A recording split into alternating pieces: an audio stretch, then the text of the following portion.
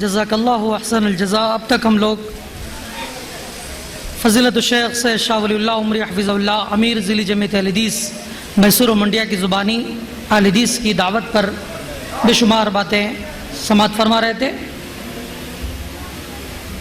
اس سے پہلے کہ کسی آنے والے مقرر کو دعوت دوں، آئے ہوئے مہمان علماء کرام فضیلت الشیخ اشفاق سلفی حفظہ اللہ، شیخ الحدیث مدرسے احمدیہ سلفیہ دربھنگہ بہار، فضیلت الشیخ مجیب الرحمن قاسمی، فضیلت الشیخ حبیب الرحمن سلفی، علی جناب اسلم خان صاحب، دیگر علماء کرام کا ہم تہ دل سے استقبال کرتے ہیں، اہلاً و سہلاً مرحبا کہتے ہیں۔ موسم کی مناسبت سے جو 6 محرم الحرام، محرم کا مہینہ ہے جو آج 6 محرم الحرام 1435 ہجری جو اسلامی سال کا پہلا مہینہ ہے ہمارا، اس مناسبت سے یوم عاشورہ اور مسلمان اس عنوان پر خطاب فرمائیں گے فضیلت الشیخ اشفاق سلفی مدنی حفظہ اللہ، شیخ الحدیث مدرسے احمدیہ سلفیہ دربھنگہ بہار۔ شیخ کسی تعارف کے محتاج نہیں ہیں، شیخ الحدیث بھی ہیں اور اس کے علاوہ پیش ٹی وی کے ایک جانے مانے مقرر خصوصی ہیں۔ شیخ کا بھی خطاب ہوگا، پھر بعد نماز مغرب بھی انشاءاللہ شیخ کا منہج سلف پر خطاب ہوگا۔ فضیلت الشیخ اشفاق سلفی مدنی ورحمۃ اللہ وبرکاتہ۔ انشاءاللہ ظہر کی نماز جو ہے 2 بجے ہوگی، جمع بین الصلاۃ کریں گے، ظہر اور عصر دونوں ملا کر پڑھیں گے۔ انشاءاللہ شیخ کا خطاب ہوگا۔ آپ تمام احباب سے گزارش ہے کہ ایسے ہی اطمینان سے بیٹھے رہیں۔ الحمدللہ رب العالمین والعاقبۃ للمتقین ولا عدوان الا علی الظالمین والصلاة والسلام علی اشرف الانبیاء والمرسلین نبینا و امامنا محمد وعلى آلہ واصحابہ اجمعین، اما بعد فإن خیر الحدیث کتاب اللہ وخیر الہدی ہدی محمد صلی اللہ علیہ وسلم وشر الامور محدثاتها وكل محدثة بدعة وكل بدعة ضلالة وكل ضلالة في النار۔ اعوذ باللہ من الشیطان الرجیم۔ لقد كان في قصصهم عبرة لأولي الألباب ما كان حديثا يفترى ولكن تصديق الذي بين يديه وتفصيل كل شيء وهدى ورحمة لقوم يؤمنون۔ وقال النبي المصطفى صلى الله عليه وسلم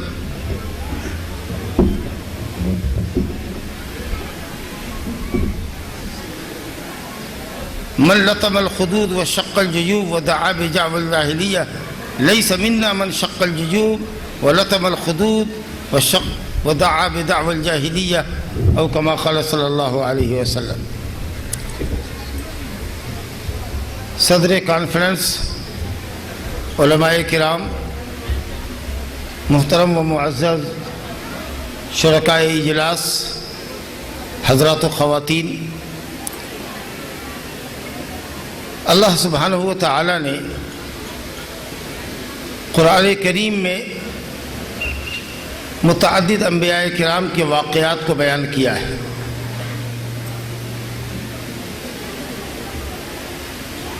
کیونکہ ان کے واقعات میں، ان کے قصوں میں، ان کی دعوتی زندگی میں جو نشیب و فراز ہے،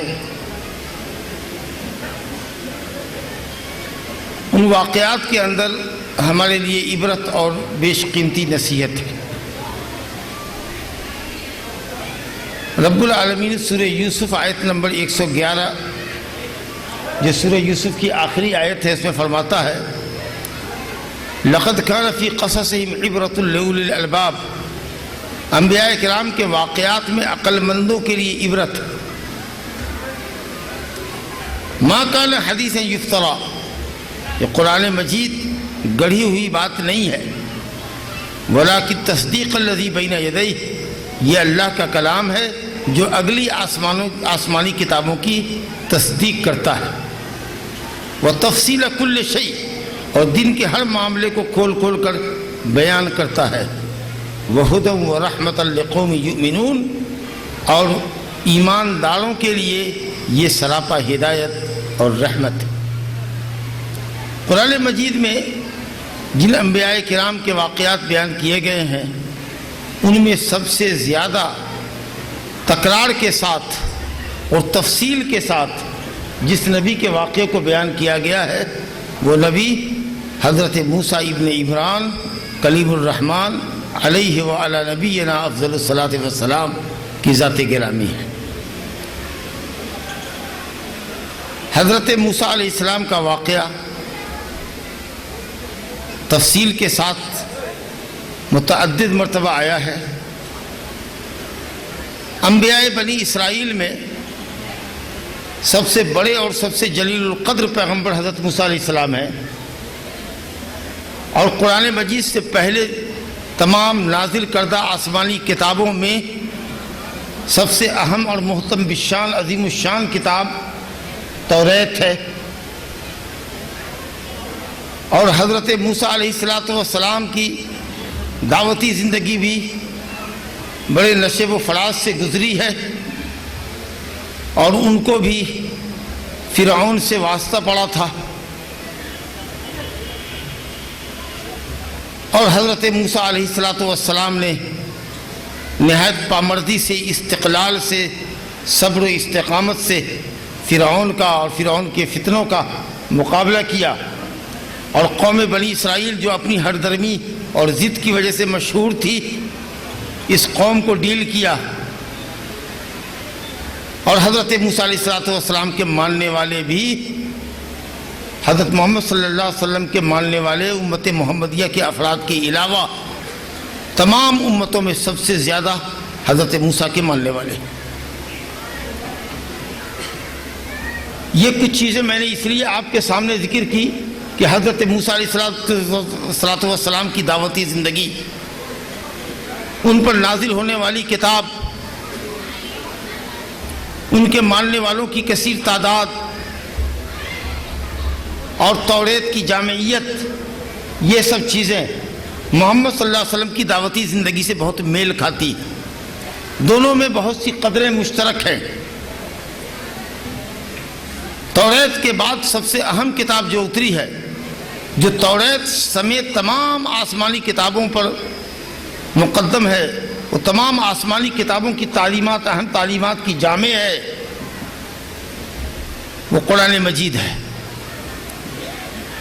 اور حضرت محمد صلی اللہ علیہ وسلم کی دعوتی زندگی بھی بڑے نشیب و فراز سے گزری ہے،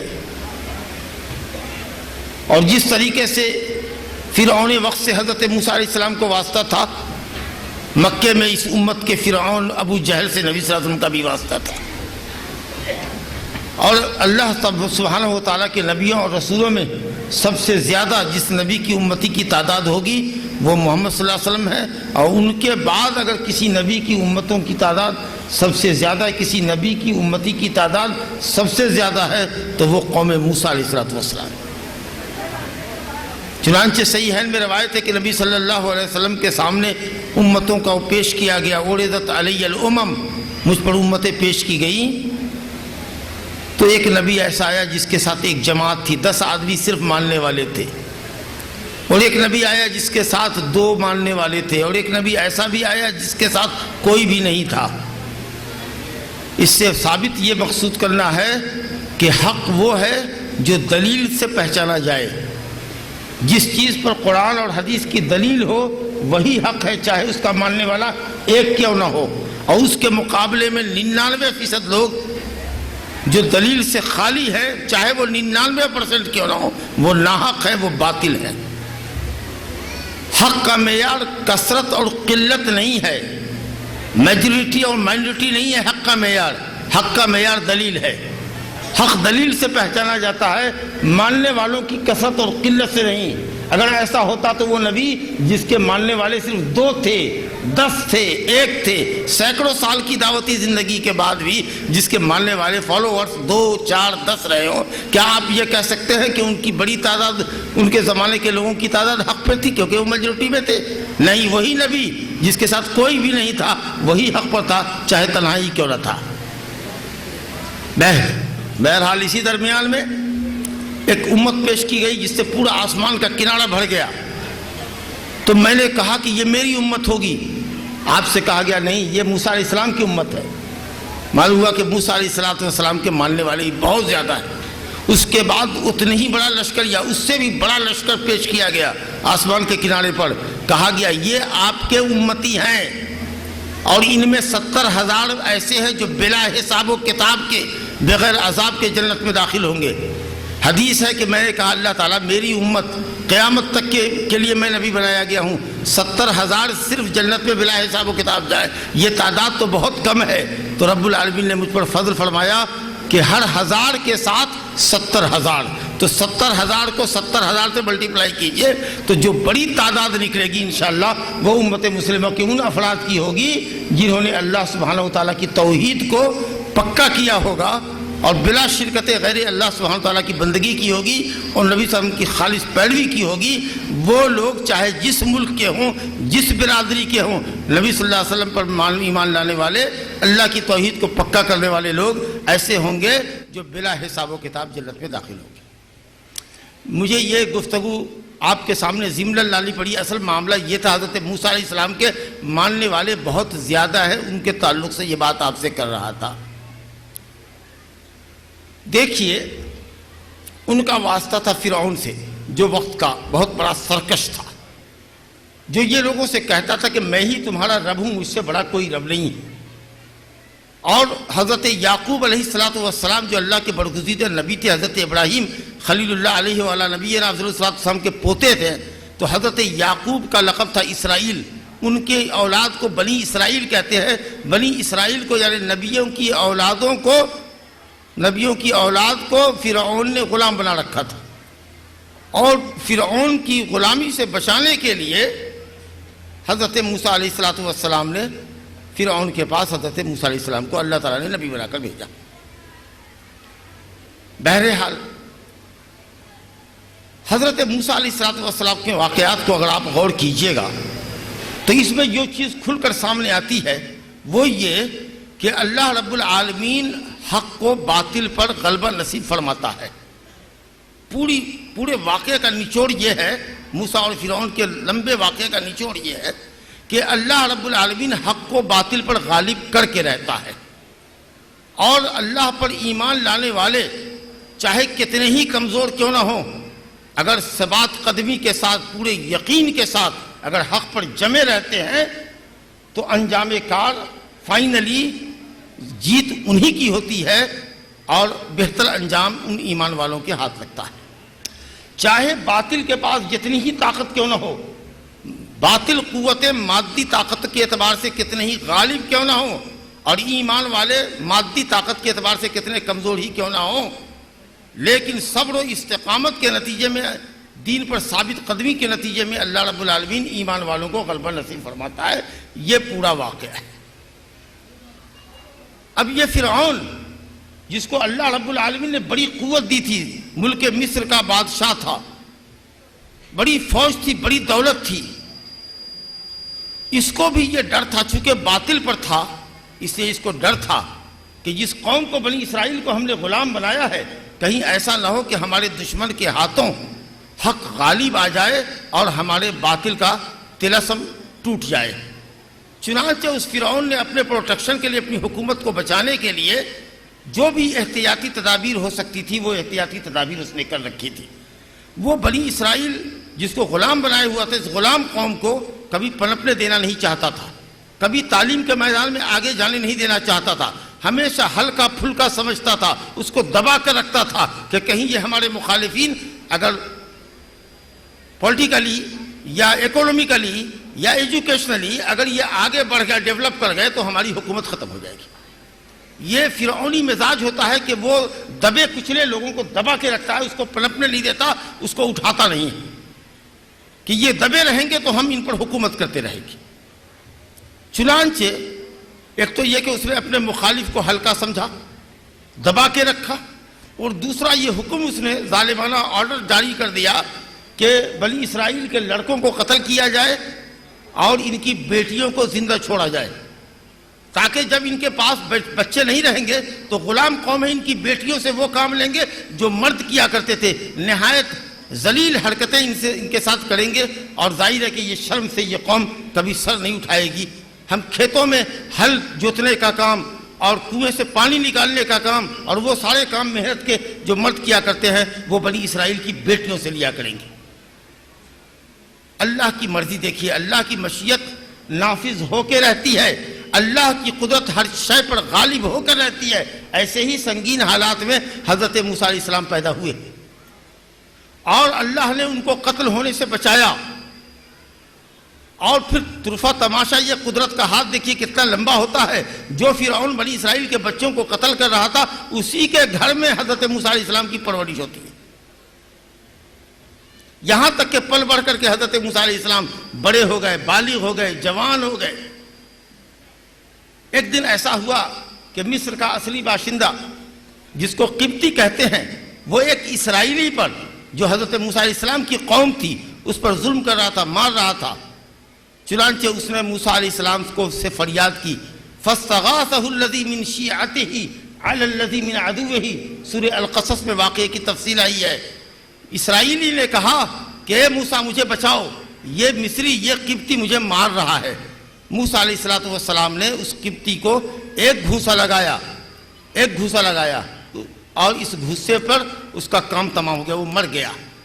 ظاہر ہے کہ انہوں نے مارنا مقصود نہیں تھا، مار ڈالنا جان سے موسیٰ علیہ السلام کا مقصد نہیں تھا، ایک گھوسا تنبیہ کے لیے لگایا۔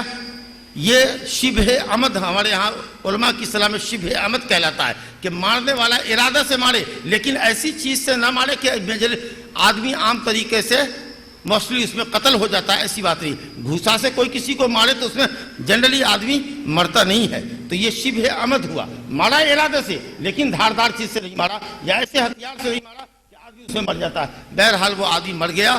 حضرت موسیٰ علیہ السلام کو افسوس ہوا کہ یہ شیطانی عمل ہو گیا، اور وہ بھاگتے رہے، ڈرتے چھپتے رہے، یہاں تک کہ موسیٰ علیہ السلام کا ایک خیر خواہ جو دربار میں رہا کرتا تھا اس نے کہا کہ موسیٰ تمہاری قتل کا فیصلہ ہو گیا ہے، کل جس آدمی کا مرڈر ہوا تھا مرڈر کا پتہ چل گیا ہے، اور اس لیے پولیس تم کو تلاش میں رہی ہے اور تم پکڑے جاؤ گے اور تم کو سولی پہ لٹکا دیا جائے گا۔ اس سے معلوم یہ ہوا کہ اگر کسی آدمی کے متعلق ایک اچھا بھلا انسان ہے، اس کے متعلق معلوم ہو کہ کوئی آدمی اس کے خلاف غلط پالیسی بنا رہا ہے یا اس کے مارنے کی پلاننگ ہو رہی ہے، اس طرح کی کوئی تدبیر ہو اور آپ کے کان میں پڑے اور آپ سمجھ رہے ہیں کہ آدمی سالڈ ہے، ہو سکتا ہے کبھی اس سے غلطی ہو گئی ہوگی، یہ پیشہ ور مجرم نہیں ہے لیکن اس کو قتل کیا جانا ہے، تو آپ کو اگر یہ بات معلوم ہو تو عین خیر خواہی ہے کہ آپ اس کو آ کر کہہ دو کہ تمہارے مرڈر کی پلاننگ ہو رہی ہے، ہو نہ ہو ایک دو دن میں تمہارے ساتھ ایسا مسئلہ ہوگا، اگر چھوڑ سکتے ہو تو شہر کو چھوڑ کے بھاگ جاؤ۔ یہ غیبت نہیں ہوگی، یہ چغلی نہیں ہوگی، یہ عین خیر خواہی ہوگی۔ ایک شخص دوڑا ہوا آیا، کہا موسیٰ ان الملأ یأتمرون ان یقتلوک، یہ درباری بادشاہ کے درباری وزراء فیصلہ کر چکے ہیں کہ تم کو قتل کر دیں گے۔ حضرت موسیٰ علیہ السلام بھاگے، بھاگتے بھاگتے بھاگتے بھاگتے مدین پہنچے، اللہ، اور وہاں انہوں نے کئی سال بتائے، ہم تفصیل میں جانا نہیں چاہتے، ہمارا وقت مختصر ہے۔ مدین پہنچے، کئی سال رہے، وہیں انہوں نے شادی کی، اور شادی کے بعد اپنی شریک حیات کو لے کر جب مصر کی طرف پلٹ رہے تھے یا کہیں اور جا رہے تھے تو راستے میں کوہ طور پڑتا تھا، کوہ طور پر تجلی دیکھی، اللہ نے ایک روشنی ڈالی، حضرت موسیٰ علیہ السلام نے سمجھا کہ وہ آگ ہے، گئے آگ لینے کے لیے، آگ کی ضرورت تھی، لیکن وہاں اللہ رب العالمین نے اپنی وحی کے ذریعے ان سے کلام کیا۔ یہ سارا واقعہ ہوا، اور اس کے بعد جب وہاں کلام کیا اور وحی دی اور رسول بنایا تو کہا کہ موسیٰ اب تم کو میں نے رسول بنایا ہے فرعون کے لیے، جا کے فرعون کو سمجھاؤ۔ کہا اللہ اکبر، میں تو وہاں قتل کر کے بھاگا ہوں، مجھے تو دیکھتے ہی مار ڈالیں گے۔ کہا اللہ رب العالمین نے نہیں، یہ چیپٹر کلوز ہو چکا ہے، نیا چیپٹر کھلے گا، تم جاؤ تو صحیح۔ کہا میری زبان میں لکنت ہے، اللہ نے کہا دعا فرمائی وَحْلُلْ عُقْدَةً مِّن لِّسَانِي يَفْقَهُوا قَوْلِي وَاجْعَل لِّي أَخِي وَاجْعَل لِّي ہارون اخی وَاجْعَل لِّي وَزِيرًا مِّنْ أَهْلِي ہارون اخی، اللہ میرے بھائی کو میرا وزیر نائب بنا دے۔ اللہ نے کہا چلو سب پورا کرتے ہیں مگر جاؤ۔ خلاصہ یہ کہ موسیٰ علیہ السلام گئے، فرعون کے پاس گئے، اللہ کا پیغام سنایا کہ اللہ ایک ہے، وہی رب ہے، کائنات کا سروے سروا وہ ہے، بندگی اسی کی حق ہے، تم لوگوں سے بندگی ظلمن کروا رہے ہو، تم رب نہیں ہو، رب وہ ہے۔ کہا اس نے کہ کیا ثبوت ہے تمہارے پاس؟ اب دیکھیے یہ بات ختم ہو گئی کہ تم قاتل تھے، ایسے تھے، ویسے تھے، اس پر کوئی گفتگو نہیں ہو رہی ہے، گفتگو کا چیپٹر دوسرا کھل گیا ہے۔ تمہارے پاس کیا ثبوت ہے، کیا دلیل ہے؟ کہاں ہے دلیل؟ ہے نا دو دلیل، یا جو دو معجزہ جو اللہ نے دیا تھا، عصا کی شکل میں اور ید بیضا کی شکل میں، ہاتھ جیب میں ڈال کر نکالے تو چاندی کی طرح چمکے، اور لاٹھی کو زمین پر ڈال دے تو اژدہا بن جائے، موٹا سانپ بن جائے، اور پھر ہاتھ کو لے تو پہلی سی حالت پہ لاٹھی واپس آ جائے۔ اللہ اکبر۔ جب انہوں نے یہ بات پیش کی اور دونوں معجزہ سامنے کیا تو فرعون نے کہا یہ تو جادو ہے، مگر گھبرانے کی بات نہیں ہے، ہمارے پاس تمہارے جادو کا کاٹ موجود ہے، پورے شہر کے نامی گرامی جادوگروں کو بلاؤں گا اور ان کو تمہارے مقابلے میں اتار کر تمہیں رسوا کروں گا۔ جی ایک دن مجمع عام میں جادوگروں کو بلایا گیا۔ جادوگروں بھائی غرور سے چکنا چور تھے، سمجھ رہے تھے کہ اس وقت بادشاہ کی ہار جیت کا مسئلہ ہے، سامنے موسیٰ اور فرعون ہے، بادشاہ ورسس موسیٰ جنگ چل رہی ہے، اس میں اگر ہمارے کرتب سے فرعون غالب آ جاتا ہے تو ہم کو منہ مانگی رقم ملنی چاہیے۔ اس لیے پہلے دنیا دار جادوگروں نے کہا کہ ہماری اجرت طے ہو، کہا جو مانگو، منہ مانگا دیں گے انعام، لیکن موسیٰ کو ڈیفیٹ دینا ہے، اس کے جادو کو جادو سے توڑ دینا ہے۔ کہا ہم کر دیں گے لیکن ہم کو منہ مانگا انعام، کہا منہ مانگا انعام بھی دیں گے، ملک میں وزارت کی کرسی بھی دے دیں گے۔ چلیے مجمع موجود ہے، اس سے بڑا مجمع موجود ہے، اعلان ہو گیا۔ حضرت موسیٰ علیہ السلام سے ان لوگوں نے کہا تم ڈالو گے یا ہم ڈالیں، تم کھیل دکھاؤ گے کہ ہم کھیل دکھائیں؟ حضرت موسیٰ علیہ السلام نے کہا، سب واقعہ مشہور ہے، موسیٰ علیہ السلام نے کہا کہ اچھا تم جو ڈال سکتے ہو ڈالو، جو آخری تدبیر ہو سکتی ہے، تمہارا جو آخری داؤ ہو سکتا ہے وہ چل لو۔ انہوں نے اپنے حساب سے جو سب سے بڑا قسم کا جادو ہو سکتا تھا وہ انہوں نے کیا کہ رسیاں لائے ہوئے تھے، رسیوں کو اور چھوٹی چھوٹے ڈنڈوں کو لائے تھے، پتلے کرچیوں کو، اور اس کو زمین پر ڈالا، اور مسمرزم جانتے تھے جادوگر، نظر بندی کا کھیل دکھایا، اور دیکھنے والوں کی آنکھوں نے یہ دیکھا کہ وہ سانپ ہیں چھوٹے چھوٹے جو ہل رہے ہیں، ہلتے دکھے، سانپ بنے نہیں، دکھے ایسے کہ وہ سانپ ہے۔ بس کیا تھا، حضرت موسیٰ علیہ السلام نے اپنی لاٹھی رکھی، وہ تو تلسماتی چیز تھی۔ موسیٰ علیہ السلام نے جب اپنا معجزہ رکھا تو اتنا بڑا اژدہا بن گیا کہ تمام سانپ کو اس نے اپنے پیٹ میں نگل لیا۔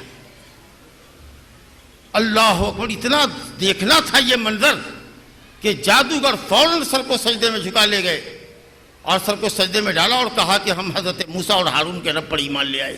یہ آدمی جادوگر ہو ہی نہیں سکتا، اس کے پاس جو ہے وہ انسان کے بس کا ہے ہی نہیں، یہ اللہ رب العالمین کی طرف سے خاص عطیہ ہے جو اس کے بندے کو ملا ہے معجزے کی شکل میں۔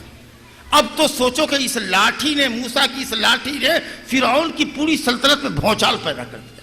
ایک لاٹھی نے موسیٰ کی پورے فرعون کی سلطنت میں بھونچال پیدا کر دیا۔ یہ کیا ہو گیا؟ فوقع الحق وبطل ما كانوا يعملون فغلبوا هنالك وانقلبوا صاغرين والقي السحرة ساجدين قالوا آمنا برب العالمين رب موسیٰ وہارون۔ بھونچال آ گیا، حق غالب آیا، باطل مزمحل ہوا۔ باطل کو مزمحل ہونا ہی ہے، آج نہ کل باطل کا سروناش ہوگا، باطل کو جانا ہی ہے۔ بل نقذف بالحق على الباطل فيدمغه فإذا هو ظاهر۔ اللہ کہتا ہے باطل پر جب ہم حق کو مارتے ہیں تو باطل کا بھیجا نکال دیتے ہیں اور باطل ملیا میٹ ہو جاتا ہے، حق غالب آتا ہے۔ موسیٰ علیہ السلام غالب آئے، فرعون نے چاپلوسی اور بدماشی شروع کر دی اور یہ کہا اچھا تم سب لوگ جو ہو ملے جلے ہو اور موسیٰ تمہارا سب سے بڑا استاد ہے، پلاننگ کر کے آئے ہو، ہم تمہارے ہاتھ پاؤں کاٹ ڈالیں گے۔ اب یہاں آپ دیکھیے ایمان والو، اپنے ایمان کو مضبوط کرو۔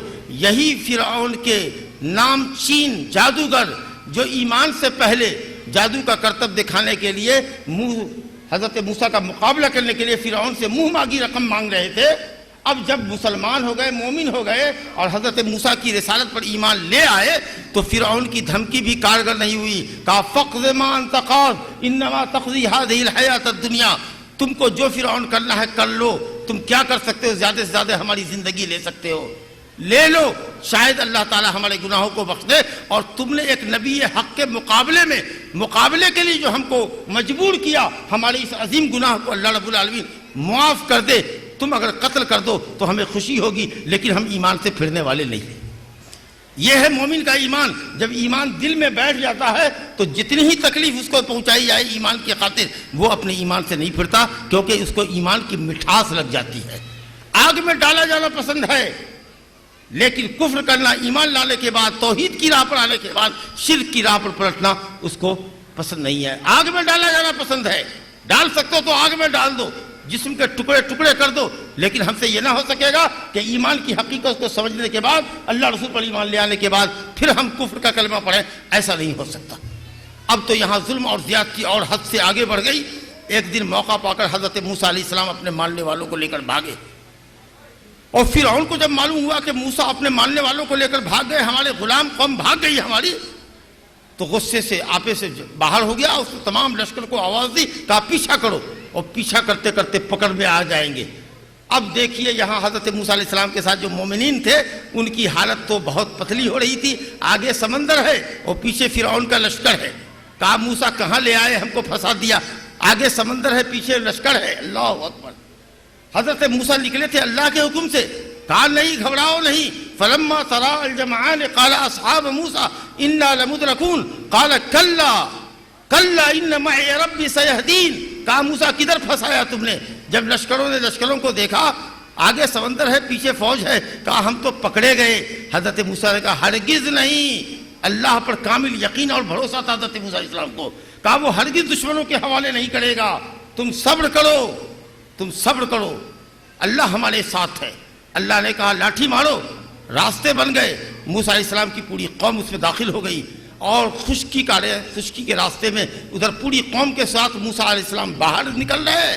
اب پوری قوم کے ساتھ اسی راستے میں, سمندر کے اسی خشک راستے میں فرعون اپنے لشکر کے ساتھ داخل ہو رہا ہے. پوری قوم ادھر نکلی اور ادھر پوری قوم فرعون کی داخل ہوئی. اللہ نے کہا سمندر سے کہ مل جاؤ. پوری قوم غرق ہو گئی. فلما آسفونا انتقمنا منهم فاغرقناهم اجمعین.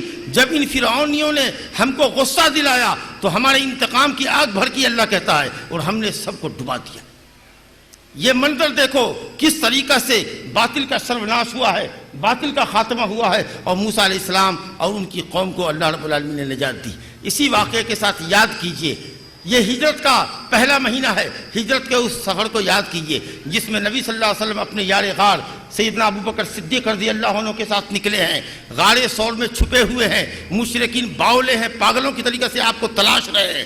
آپ کے سر پر اور ابو بکر صدیق رضی اللہ عنہ کے سر پر 200 اونٹ کا انعام ہے, 100 اونٹ کا انعام. انعامی ملزم بھاگا ہوا, کوئی بھی زندہ مردہ پکڑ کے لے آئے, 100 انعام ایک ایک سر پر. اللہ اکبر.